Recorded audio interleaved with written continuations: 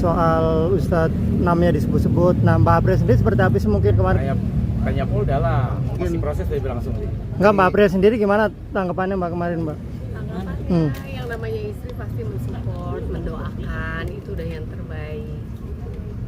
Udah dipanggil untuk pemeriksaan Ustadz dengan saksi-saksi? Belum ya, saya lagi nunggu justru.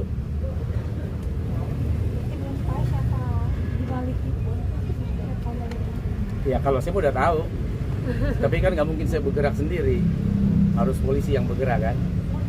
Udah ada permintaan maaf mungkin dari orang-orang yang membuat Belum. Mungkin tunggu dipanggil dulu kali baru menyampaikan permohonan maaf. tapi membuka ruang untuk berdamai atau akan terus di posisi itu? Ya lihat situasi nanti kan, artinya tentu yang namanya ada restoratif justice itu kan sebuah ruang yang disediakan kan. Ya kita lihat nanti aja kan. Kat, di bulan berkah ini ada kasus kayak gini, gimana sih Kat? Oh udah lama ini. Ya, ini kan mau lebaran haji nih, nambah ada kasus gini, gimana perasaannya? Gak ada masalah kalau saya sih. Kalau saya pribadi gak ada masalah ya, karena kan fitnah itu kan orang ke saya. Yang penting kan saya tidak memfitnah gitu. Jadi kalau kita dijahatin ya asal kita jangan jahat gitu kalau saya. Ustadz, dampak apa sih bisnisnya jatuh kah atau apa dengan adanya kabar seperti ini? Makin rame. Kalau lihat di Instagram saya hampir tiap hari acaranya. Semakin berkah berarti ya Iya, Ustadz ya semakin dengan ramai kalau jadwal. Orang Indonesia itu penasaran. Semakin berita naik, dia semakin penasaran pengen ngundang. Jadi malah saya berpikir, Masya Allah nih, jadi berkah tersendiri gitu. Orang kan bulan Apit biasanya istirahat. Nah kita ke Manado kemarin kan, Manado, Pulang Mongondo Utara, Minahasa, sampai ada berapa? 6 hari kita di sana, 12 titik. artinya Ustadz menikmati. Seperti apa Pak Ustadz? Menjelaskan ke jamaah seperti apa? Nggak ada yang minta penjelasan justru. Pasti ada yang nanya kan? Nggak ada yang nanya. Ada. Ustadz, artinya Ustadz menikmati ya ketika difitnah dengan berita Oh iya, kemarin. yang penting kita jangan memfitnah. Tapi langkah Ustadz apa Ada Mak? orang jahat sama kita, ya itu urusan dia sama Allah ya. Yang penting kita jangan jahat sama orang. Oke, Ustadz, tapi langkah Ustadz melaporkan orang yang diduga fitnah Ustadz itu dianggap berlebihan karena kan sosok Ustadz ini ulama, artinya yang harusnya kuat dalam menghadapi ujian, cobaan, tapi justru melaporkan, gimana mungkin dianggap berlebihan? Kan kita mau ngobrol.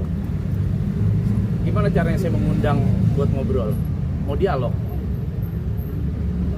Bayun gitu ya? Ngobrol dengan dengan pihak yang memfitnah. Kan udah saya buka waktu itu kalau nggak salah 2 minggu ya, apa 3 minggu ya. Buat yang merasa saya buka 24 jam di rumah saya nih. Ayo datang. Kita ngobrol. Kenapa Anda memfitnah? Tapi kan ternyata kan diundang tidak datang. Oh ya mungkin kalau lewat undangan polisi baru datang. diundang melalui apa Ustadz? Secara langsung menghubungi atau gimana? Saya nggak tahu gimana cara langsung. Kan udah terbuka tuh lewat Instagram. Enggak menghubungi akunnya langsung? Ya kan saya nggak tahu juga. Masa dia nggak baca akun saya? Baca dong. Kan Instagram saya kan terbuka. Jadi Instagram itu sudah undangan umum, undangan secara luas. Pasti baca. Dan saya buka 24 jam. Malah pengajian bulanan aja kan setiap bulan saya di rumah. Harusnya kan bisa. Tapi mungkin ya saya nggak tahu. Mbak April, tapi ketika sang suami dituduh penyuka sama jenis akhirnya diviralkan di media sosial, seperti apa mungkin reaksinya? Terus orang-orang langsung menghubungi Kak April atau seperti apa? Alhamdulillahnya semua orang tuh baik gitu ya. Jadi ya ada berita negatif itu dianggap banyak yang nggak percaya. Jadi apalagi saya gitu kan, orang lain aja, aduh itu orang iseng-iseng banget ya berita yang kayak gitu. Apalagi saya istrinya yang tahu 24 jam suami saya. Jadi ya semuanya fine, semuanya baik aja. Alhamdulillah Allah kasih ketenangan. Tapi bagusnya dari peristiwa ini akhirnya berita yang mendem jadi naik. Ya. SAM-nya jadi ketemu kan, pelakunya siapa kan. Jadi satu sisi ketika mendompleng nama saya, ternyata beritanya viral, akhirnya sosok SAM itu semua sudah tahu dan sudah ditetapkan ya. Selama ini kan dari 2025 tuh kependem, sekarang udah 2026. Nah ketika dompleng fitnahan itu ke saya, nah ternyata jadi terbuka, oh ternyata SAM itu sosoknya ini nih. Memang udah dianggap tersangka. Udah kalau Mabes Polri udah mentersangkakan. Oke Ustadz, tapi secara pribadi Kenal lah, iya kan beliau juga seorang penceramah ya, masih kenal. Tapi akhirnya lega nggak saat SAM ditangkap di Mesir? Saya belum tahu tuh perkembangannya tuh, apakah sudah ditangkap atau belum? diamankan, baru diamankan. Oh, ya, alhamdulillah. Gitu. Tapi itu kan balik lagi kan itu kewenangan dari kepolisian.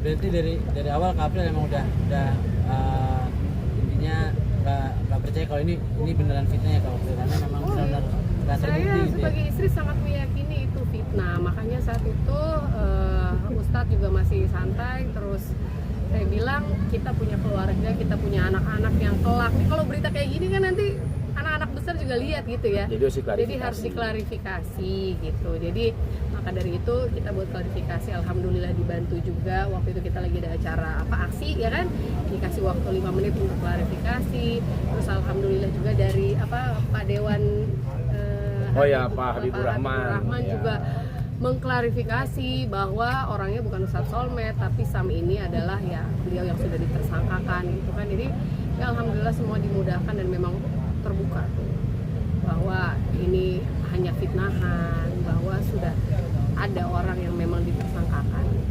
Ustadz, tapi menyayangkan gak ini kan santri-santri jadi korban ya Ustadz, melihatnya seperti apa sih?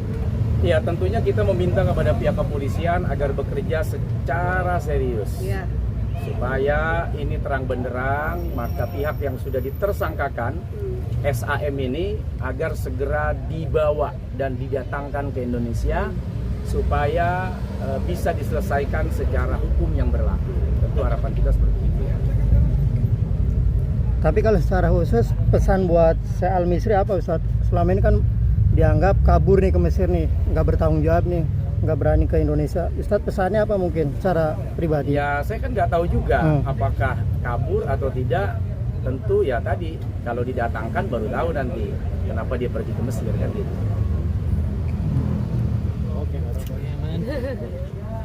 Ustadz, tapi kan sering bertemu juga dengan Mas Al-Misri sendiri. Jarang, tapi pernah. Sekali 2 kali waktu pas kita mungkin acara TV ya. Acara TV. Tapi sempat menyangka nggak sih melihat sosoknya yang boleh dibilang pembawaannya kalem, diam, tapi ternyata saya baru tahu kemarin tuh pas kasus ini naik baru paham saya. Baru tahu. Sebelumnya nggak tahu. Ustadz, tapi kan belakangan banyak nih di lingkungan pesantren, terus ustadz justru dia mencabuli santrinya. Ustadz tuh jadi ini nggak sih, punya anak laki-laki juga nih kecil, jadi menjaga nggak sih dari hal-hal seperti itu? Sultan tidak ini bisa mengeneralisir ya, bahwa kemudian ada oknum-oknum di tempat pendidikan di mana saja ya ternyata gitu. Tapi tidak bijak kalau kemudian kita mengeneralisir, oh semua tempat pendidikan berarti tidak aman, tidak boleh juga seperti itu. Nah karena memang ini menjadi tugas kepolisian untuk bergerak cepat agar supaya rasa aman, nyaman dan kepercayaan itu muncul kembali, sehingga kasihan kalau nanti tempat-tempat yang baik-baik, tempat pendidikan yang bagus-bagus, yang memang selama ini amanah terkena imbas dan dampak. Oke Ustadz, secara hukum Islam nih, secara agama, hukumannya seperti apa sih ketika seorang ulama Ustadz mengetahui agama tapi berbuat keji, apalagi ini kan dilaknat oleh Allah, kaum Sodom kan, hukumannya seperti apa mungkin dalam agama sendiri? Ya buka di fikih aja pasti ketemu itu jawabannya. Nggak menurut Ustadz? Jangan saya lah, buka fikih aja tanya mungkin. Oke.